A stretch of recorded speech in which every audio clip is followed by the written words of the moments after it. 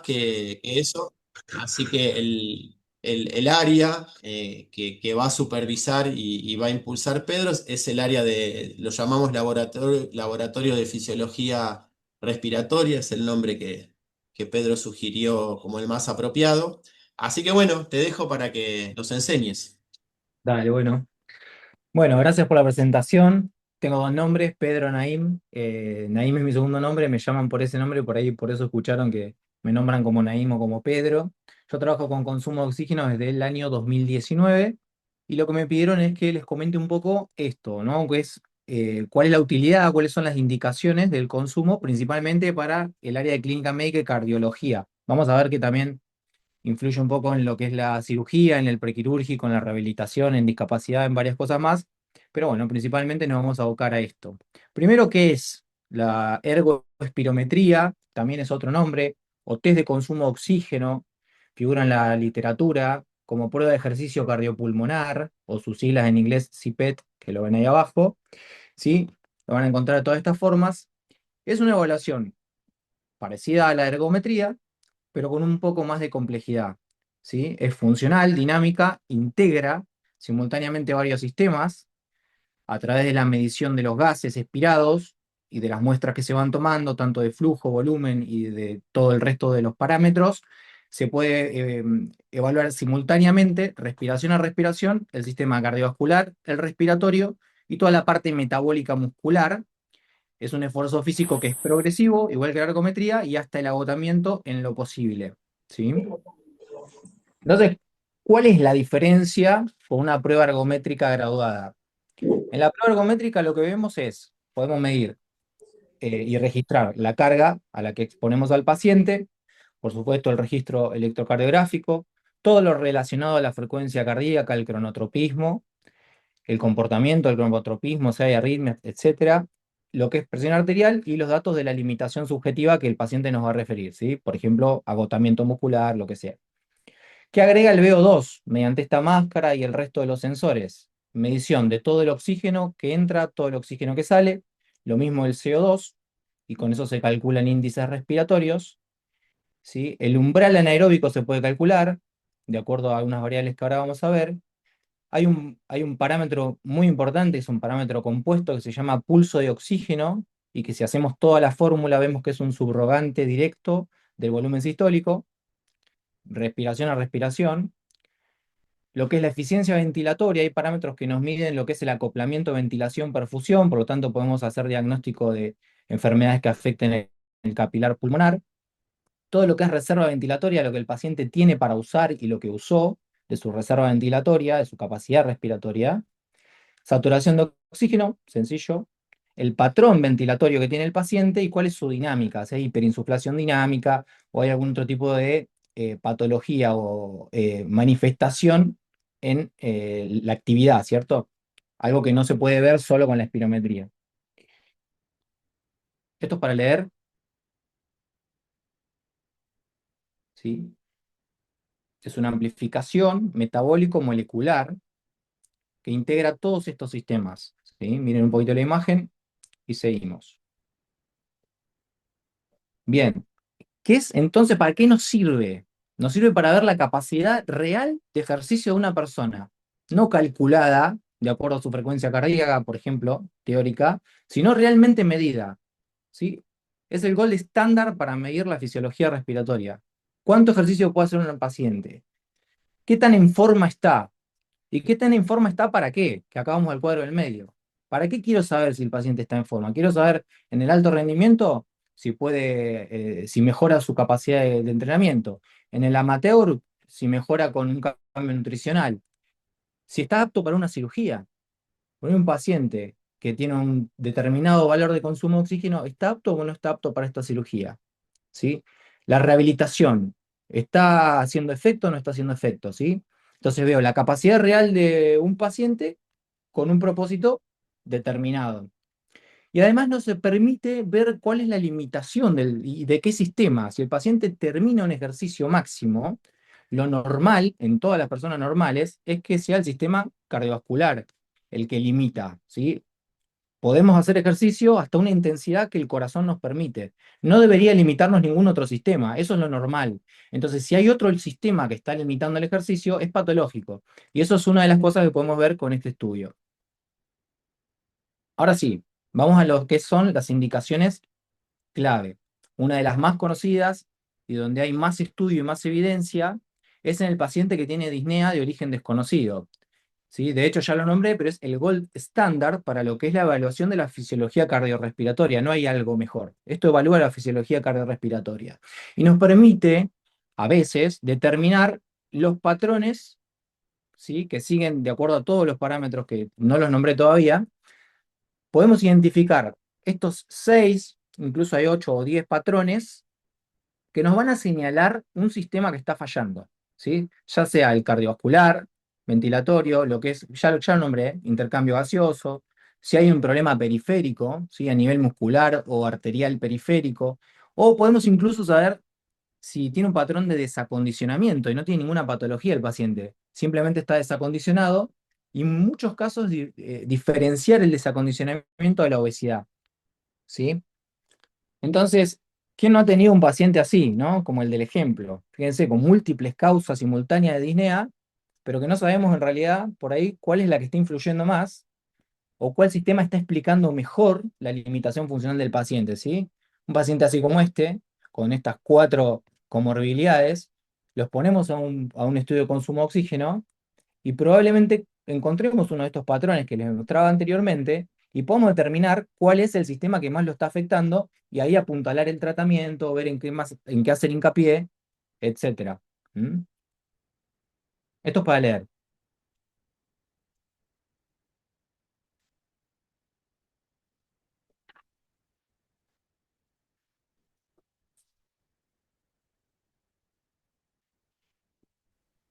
¿Y en qué tenemos más evidencia científica? ¿En qué hay más robustez y más estudio avanzado con lo que es la ergospirometría en cardiología? Es en la insuficiencia cardíaca, claramente, es donde más evidencia encontramos. Y principalmente es en los 3 parámetros que vemos a la izquierda, que es el consumo de oxígeno máximo al que llega el paciente, esto que se llama pendiente del equivalente ventilatorio de CO2, después hablaremos en alguna otra clase de qué se trata, ¿sí? Pero es un valor, un número, que tiene valores de cortes muy duros en la literatura para evaluar a un paciente con insuficiencia cardíaca, lo habrán leído, y el OWES, que es una forma de expresar la oscilación ventilatoria del paciente. Ustedes saben que el paciente con insuficiencia cardíaca tiene trastornos en el manejo ventilatorio y esa oscilación que se ve durante el ejercicio se puede medir, ¿sí? Con una fórmula bastante compleja que es el OWES y que también es un valor bastante duro en la literatura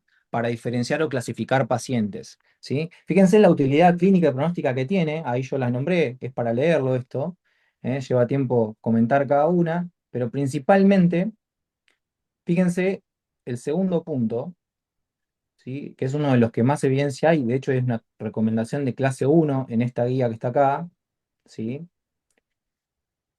Para evaluar un paciente con insuficiencia cardíaca, si requiere o no terapias avanzadas, ¿sí?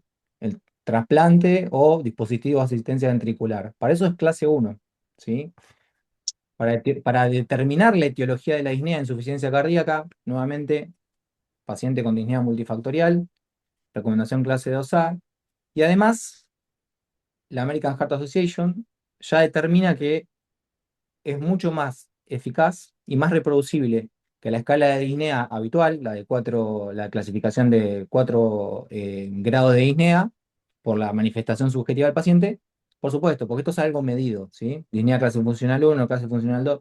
Bueno, con el consumo de oxígeno tenemos un valor numérico con la capacidad funcional real y medida del paciente, por lo tanto, por supuesto que es más reproducible y más precisa. ¿Mm? Y apoya lo que es el enfoque multiparamétrico de la insuficiencia cardíaca, ¿sí? Que tenemos ecocardio, ergometría, no sé, cámara gamma, todo lo que usen, y además tenemos todos los parámetros que vienen en... No, no Ahí puedo. Carla, ¿Termina? estás con el micrófono abierto. Ahí está, gracias. Todos los parámetros que vienen empaquetados en lo que es el resultado de un estudio de consumo de oxígeno, son un montón. ¿Sí?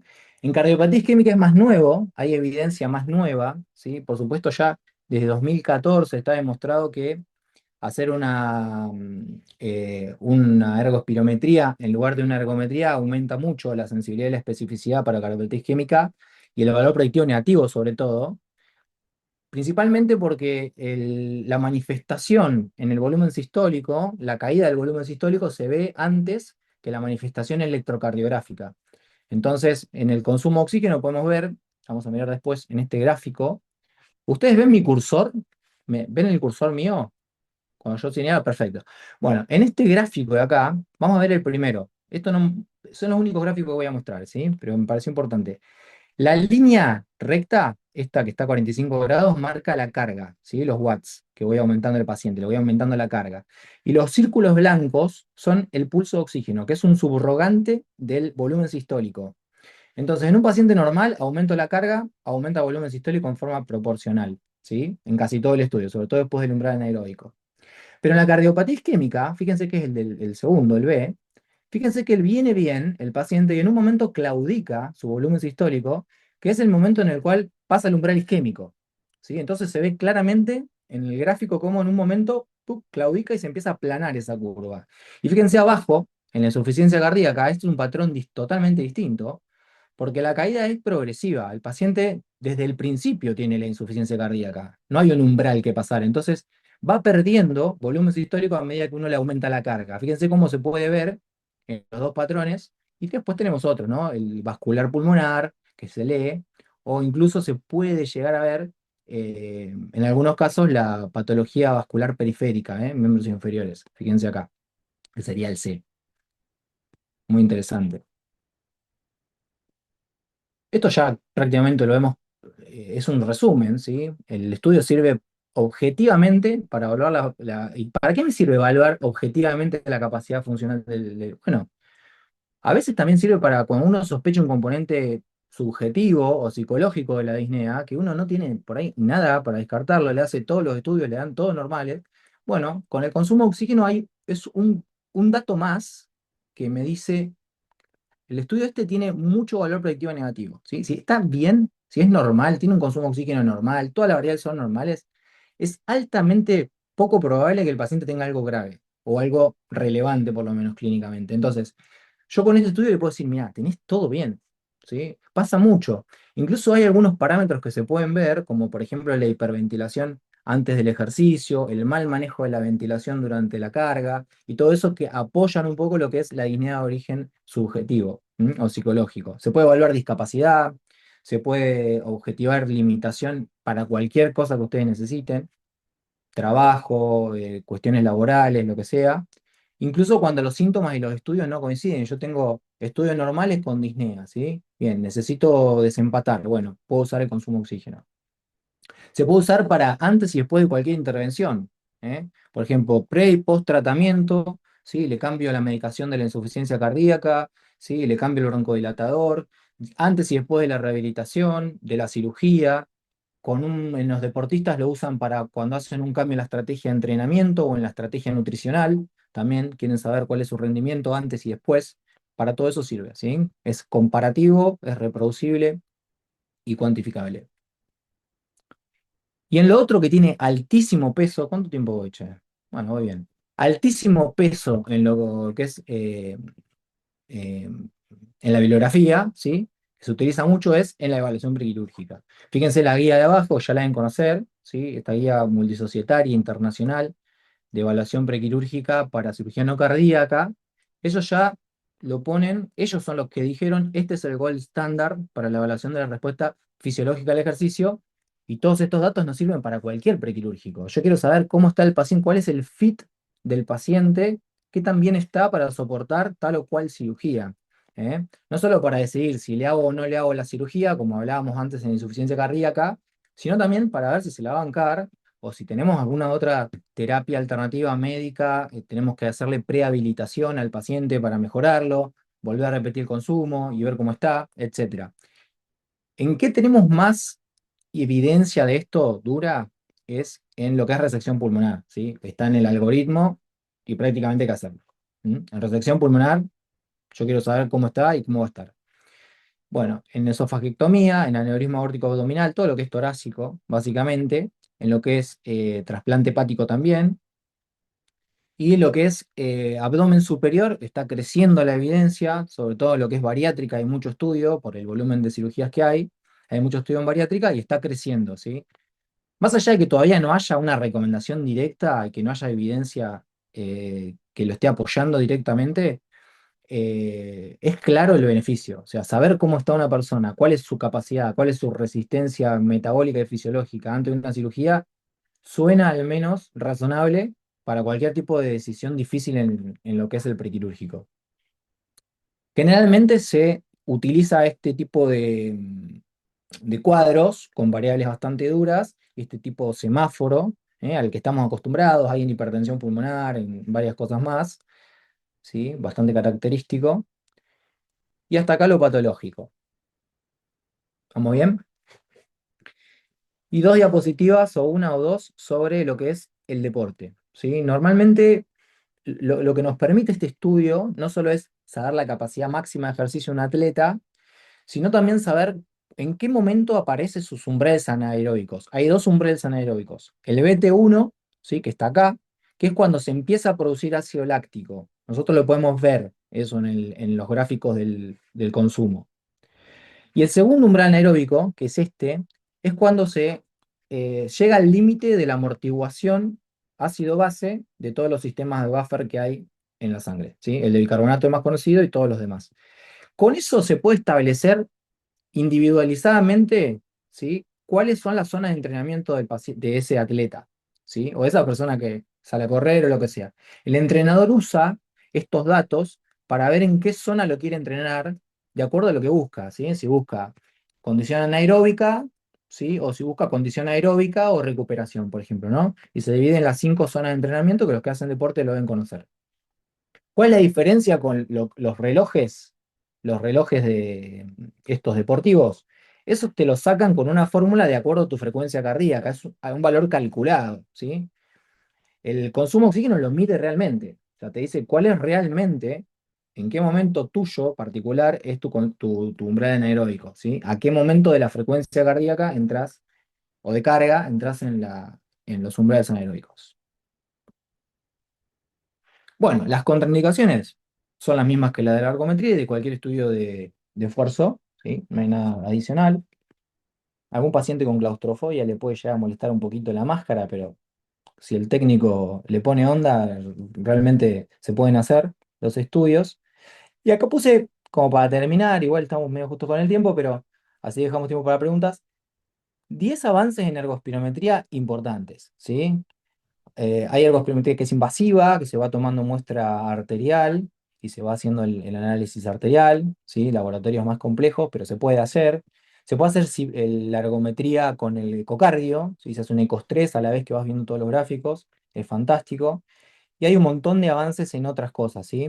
Incluso la American Heart lo está viendo ya como un signo vital, la capacidad funcional o cardiorrespiratoria de un paciente, así como la saturometría en su momento, la espirometría en su momento también. Ahora la capacidad cardiorrespiratoria también se está viendo como un signo vital o un biomarcador de mucha relevancia para determinar la salud general de la población, del paciente, ¿no? El estado actual de una persona de salud. Y dejo esta diapositiva acá con un resumen. Hay algunas cositas que no nombré, como hipertensión pulmonar, por ejemplo. Interesante el uso en hipertensión pulmonar, en la hipertensión pulmonar de esfuerzo, ¿sí? En lo que es diagnóstico de trombosis pulmonar también, en algunos casos. No debería diagnosticarse con esto, pero a veces sale en el patrón y después se busca. Y la dejo como para poder generar algunas preguntas. Si alguien tiene algún interrogante, algún comentario, lo que sea, quedo abierto a eso. Buenísimo, Naim, excelente, la verdad que completísimo. Y bueno, la verdad que era una de las áreas que uno, viste, veía que quizá no lo estaba usando como la bibliografía lo dice. Yo lo tenía, antes de esta charla, lo tenía como el consumo de oxígeno mayor, menor 14, insuficiencia cardíaca avanzada, peor pronóstico. Nada más. Eso era todo lo que yo sabía del tema. Y realmente hoy por hoy, como que a todas las insuficiencias cardíacas, incluso con evidencia sobre la preservada, ¿sí? Insuficiencia cardíaca con fracción de eyección preservada, también tiene indicación pronóstica, ¿no? Así que me parece que en la insuficiencia cardíaca, no solo en la avanzada, que tiene ventrículo severo y el tipo está con mucha sintomatología, sino en la fracción de eyección preservada, creo que es un condicionante pronóstico muy Sí. importante que hay que agregar. En la diapo también aparece las valvulopatías, ¿no? Las valvulopatías asintomáticas, que ese son siempre un desafío. Las valvulopatías severas asintomáticas, que a veces lo hacemos subir al ecoestrés, y eso no sé, no es de gran ayuda, pero me parece que ese sería un área también para los ecoestrés, aumentar la sensibilidad de ese desenmascaramiento de síntomas digamos, con el consumo de oxígeno. Me parece buenísimo. Y está muy bueno también, me parece, en los deportistas, en los runners. Todos los días vemos, ahora fue esta de Patagonia Run y semanas antes venían los de 42 kilómetros, 80. Yo atendí a un muchacho 120 kilómetros, ¿viste? Y vos decís, ah, bueno, ¿viste? Y la verdad que con esto es un elemento más como para dejarlo ir con tranquilidad, si es que te da bien. Y la pregunta que te quería hacer, fundamentalmente, sin ir muy al método, que por ahí es algo que sabés vos, ¿cómo discriminás en el estudio de la disnea? Que vos decís, porque eso es fantástico, ¿no? La disnea, nosotros tenemos el BNP a veces, o las cometas pulmonares, que decís, ah, no, acá tiene esto que es cardíaco. Pero ¿cómo haces para discriminar, sobre todo, muy rápidamente, el cardíaco del respiratorio, del desacondicionamiento físico? ¿Ven en la pantalla? Sí, sí, sí, sí. Presentación de un congreso. Mira, te lo muestro así rápidamente. Estos son los 9 paneles de Wasserman, lo que se ve en una ergospirometría. Faltan los números, pero para ver un Sí, poquito lo que son y hacerte un resumen, ¿sí? Acá yo veo la capacidad respiratoria en este, ¿sí? En este la frecuencia cardíaca y el pulso de oxígeno. Fíjate este paciente y acá el consumo de oxígeno. Este paciente no llegó al consumo de oxígeno mínimo, que sería la primera rayita acá, ajá, ¿sí? Le falta. ¿Qué lo limitó? ¿La parte respiratoria? No, está normal. ¿La frecuencia cardíaca? No, está normal. Lo limitó el volumen sistólico, ¿sí? Este es un paciente que tiene un problema respiratorio, perdón, un problema de disnea, una limitación por disnea de origen cardíaco, ¿sí? Mira este, ¿sí? Vamos al de atrás, mírame este cuadro de acá, el violeta, sí, y mírame este. Este paciente también limitó su capacidad respiratoria un poco antes de lo normal, fíjense acá, ¿sí? Pero tiene una frecuencia cardíaca que entró en la zona de lo máximo, digamos, un pulso de oxígeno normal, pero fíjense que la parte respiratoria fue lo que limitó en este caso, ¿eh? Consumió completamente su reserva ventilatoria. ¿M? Esto lo sabemos porque le hicimos una espirometría antes y conocemos exactamente el valor máximo de su capacidad respiratoria. ¿Cuál es el volumen minuto que puede mover? Tiene un umbral anaeróbico bajo, ¿eh?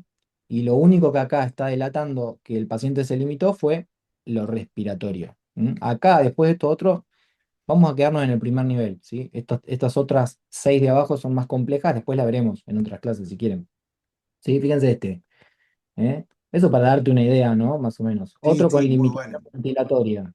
Todo el resto está bien. Limitación ventilatoria. Acá está la espirometría, una espirometría alterada. Y fue eso lo que lo limitó al paciente. Y así sucesivamente, ¿sí? Después tenemos el resto de los patrones que yo mostré, algunos, se van viendo en estos distintos gráficos y se van sacando con un algoritmo. De acuerdo, si esto te da bien, miras este, si esto te da bien, y así vas haciendo los Muy bueno, muy bueno. caminito de diagnóstico, digamos. ¿Mm? Se lo ve re objetivo. Preguntita también técnica del que desconoce el método. ¿La especificidad es alta? Vos dijiste que sí, había un predictivo negativo alto.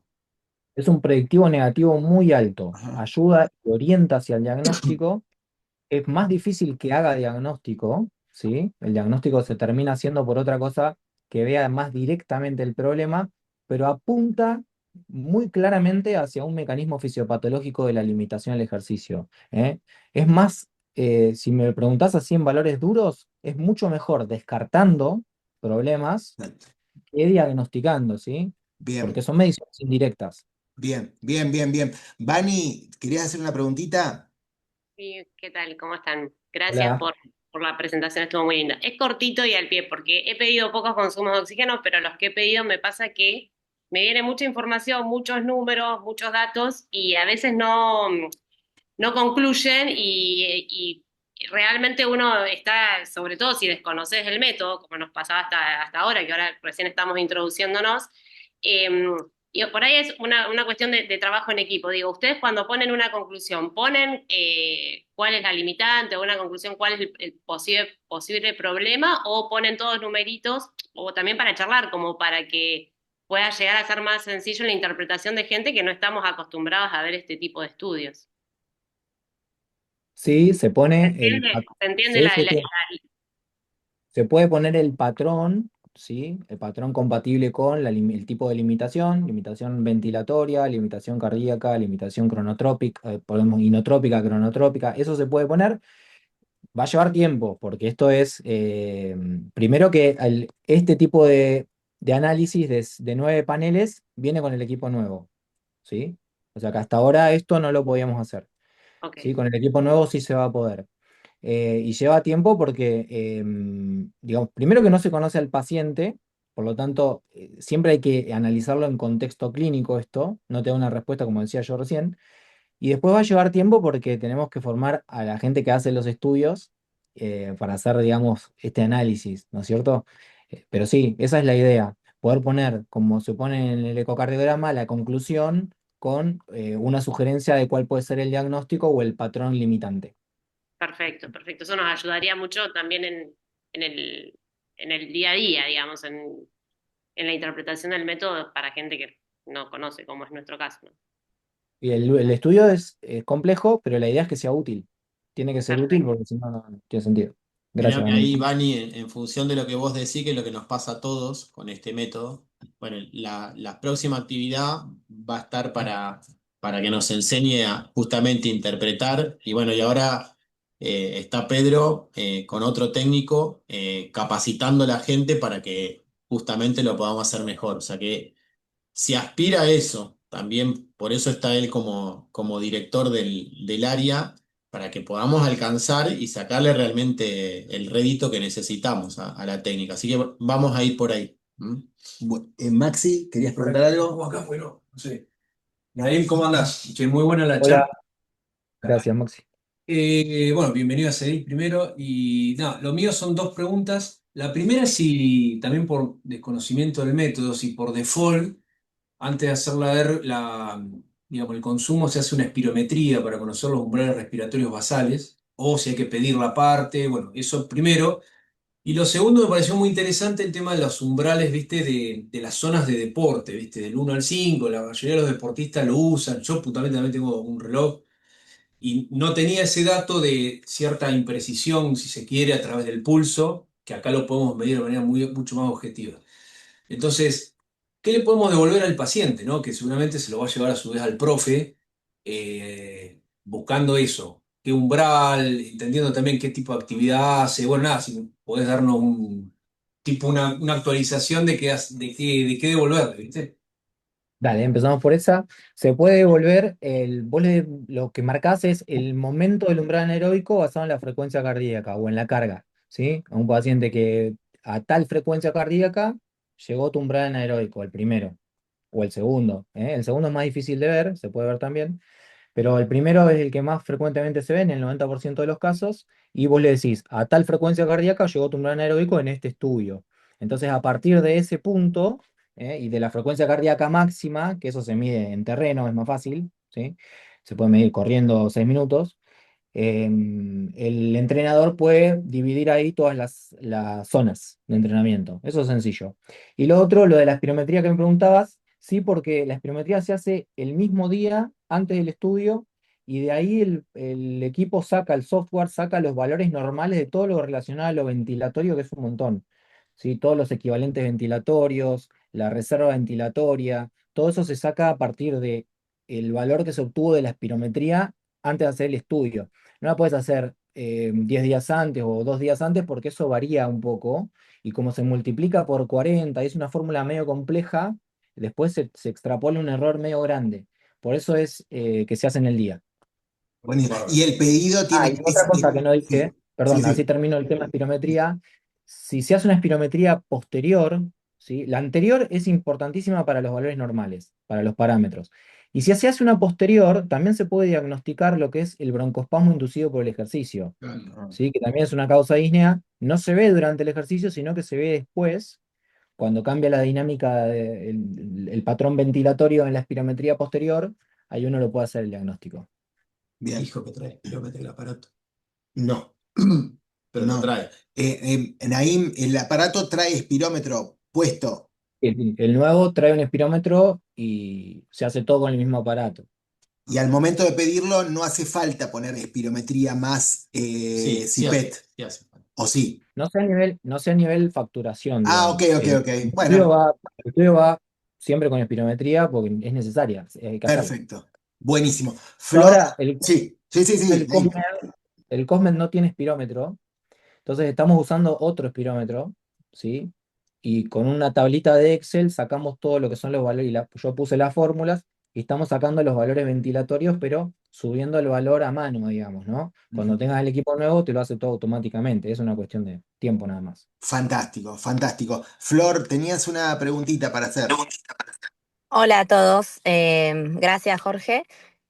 Bueno, excelente la explicación, súper claro. A mí me encanta este tema. Una de las preguntas era eso que lo hizo Maxi, el tema de la espirometría, cómo pedirlo. Y la otra es, si en insuficiencia cardíaca, eh, quedarnos con o en valvulopatías, con el VO2 pico es suficiente o hay que tener el VO2 más, VO2 max en el informe. Bueno, esa era la duda puntual. ¿Cómo anda, Florencia? Mirá, el ¿Qué VO2 tal, máximo Danaís? es muy difícil de obtener, tiene unos criterios específicos en los trazados, que es cuando el paciente, vos aumentás la carga y el paciente no puede aumentar el consumo de oxígeno y hace una meseta. Eso es Exacto. Ujú. ese es el concepto de VO2 máximo. A veces se obtiene y a veces no. El VO2 pico es el máximo que vos obtuviste, el valor máximo que tuviste en un estudio. Más allá de si llegaste o no al VO2, a ese criterio que nombraba anteriormente. Algunos pacientes claudican antes porque claudican por un dolor, claudican porque no quieren seguir o lo que sea, ¿sí? Hay un montón de cosas subjetivas que se adicionan. Y en cuanto a tu pregunta, si nos basamos solamente en el VO2 pico, en Ujú. realidad hay dos valores más que se tienen en cuenta, y uno es el equivalente ventilatorio de CO2, que es un valor que está muy bueno porque no necesita un estudio máximo, no necesita que el paciente Bien. haga un estudio al máximo, sino que podemos conformarnos con un estudio submáximo hasta donde haya dado el paciente, y el equivalente Bien. ventilatorio. Sí, tiene por eso está cobrando mayor relevancia, porque uno puede, sin exigir al máximo al paciente, obtener un valor que es sumamente útil en la evaluación de insuficiencia cardíaca específicamente, ¿sí? Y está citado en la bibliografía en todos lados. Creo que ese es el que tiene más puja hoy como parámetro duro para tener en cuenta en lo que es insuficiencia cardíaca. Buenísimo. Bien, más que el VO2 pico, digamos. Claro. No sé si más, me parece que están Oh. los dos ahí, pero este Ujú. parecía ser más útil por eso de que no tiene que ir al máximo al paciente. Claro. Lo obtenemos más cantidad de veces y es más confiable, más reproducible. Buenísimo. Buenísimo. Gracias. Excelente, excelente. Bueno, da para mucho más. Yo creo, Naim, si te parece, por ahí para mitad del año, ya con el equipo nuevo que llega en las próximas semanas, ya por ahí hacer otra reunión de casos clínicos mostrando diferentes escenarios ya Y la en la implementación. práctica. Es Por supuesto. exactamente, y cómo se interpretan, así podemos terminar de incorporar la herramienta, pero bueno, estamos muy contentos de profesionalizar un poco más la atención de los pacientes de algo que tiene mucha evidencia, que en guías gigantes como la insuficiencia cardíaca está como una clase uno, es decir, hay que hacerlo. Así que bueno, era algo muy necesario. Así que bueno, muchísimas gracias. Sí. Avisar a los chicos lo del pedido que cambia. Ah, En generales, abajo del todo, ahora dice espirometría con consumo. bien, entonces Sí. en la página, en el sistema de historias, en los pedidos, en pedidos generales, figura ahí Espirometría con consumo. espirometría con consumo. Así que es bien fácil, las prepagas lo están autorizando, así que eso va a estar bueno, va a estar bueno. Naim, muchísimas gracias. Bueno, Estuvo gracias a ustedes. buenísimo. Vamos a seguir en contacto a diario con vos, así que estamos muy contentos por eso. Y bueno, nos mantenemos en contacto. Semana que viene nos reunimos, obviamente con el mismo horario y para tocar temas clínicos. Otra vez les comento a todos y están todos invitados a presentar casos. Simplemente avísenme y listo. Así que bueno, un abrazo a todos y muy buen fin de semana. Adiós. Gracias, Naim. Bueno, Chao, chao, chao, chao. Chao, gracias.